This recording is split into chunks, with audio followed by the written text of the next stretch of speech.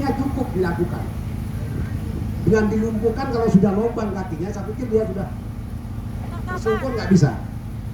Saya yang aneh, dia ngangkat tangannya aja dengan ini sudah tidak kuat, itu masih ditembaki berkali-kali.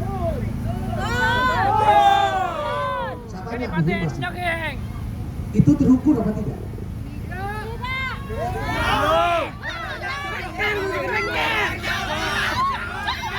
Oke, kita mampu, kita paham. Polisi harus melakukan antisipasi untuk mengamankan masyarakat. Karena ada oknum masyarakat yang diduga bisa mencelakai masyarakat yang lain. Sudah tepat. Tindakan polisi di awal sudah tepat. Tindakan polisi di awal sudah tepat. Melumpuhkan saudara Herman. Tapi tidak membunuhnya. Sekali lagi saya katakan, tidak membunuhnya.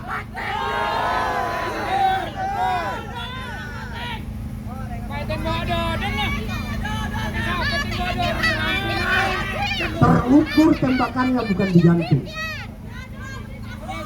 Artinya nanti Pak Kapolres perlu lakukan pemeriksaan lagi, pemeriksaan ulang terhadap para petugas, terhadap anggota yang diberi kewenangan untuk memegang senjata api. Jangan-jangan di perjalanan setelah dia lolos tes kemudian terganggu juga jiwanya, sehingga membahayakan masyarakat. Itu kemudian yang pertama. Kami hanya berharap bahwa penegakan hukum internal tegak setegak-tegaknya dan dilakukan secara transparan penyidikannya. Jangan ada kata ini menunggu dari Polda segala macam.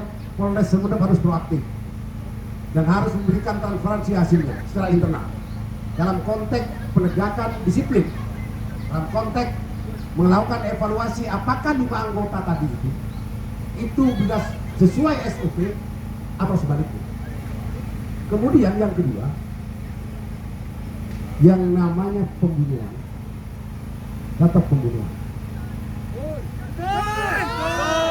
Undang-undang kita mengatur siapa yang membunuh seseorang maka dia harus dihukum berdasarkan peraturan perundang-undangan sebagaimana dimaksud pasal 338 KUHP dan pasal 340. Saya hanya minta hari ini Kapolres, terutama Kapolres, Kasat, Reskrim, Humas untuk berbicara secara nurani, menegakkan hukum berdasarkan peraturan perundang-undangan secara lurus tanpa harus terjebak pada konflik interest kepentingan karena dia anggota misalnya. Nama baik Polri harus dipulihkan. Nama baik Polri harus dipulihkan.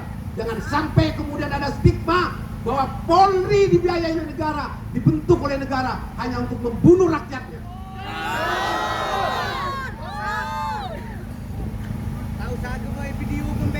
Nanti kalau misalnya saya minta pada Pak Kapolres waktunya siapkan LCD proyektor, nanti kita buka semua hasil klarifikasi dari Haji Jalil yang dicatat oleh Humas.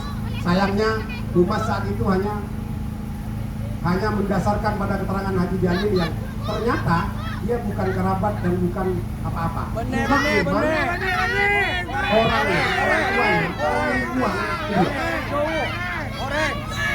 Dan Haji Jalil sudah minta maaf pada keluarga. Kemarin malam yang perlu kami ketahui, hampir terjadi cekcok dan pertengkaran antara keluarga dan itu bisa saja bisa. Keluarga tidak terima kalau anaknya ini, kalau keluarganya ini kena stigma yang aneh-aneh itu. Ini mohon dibersihkan.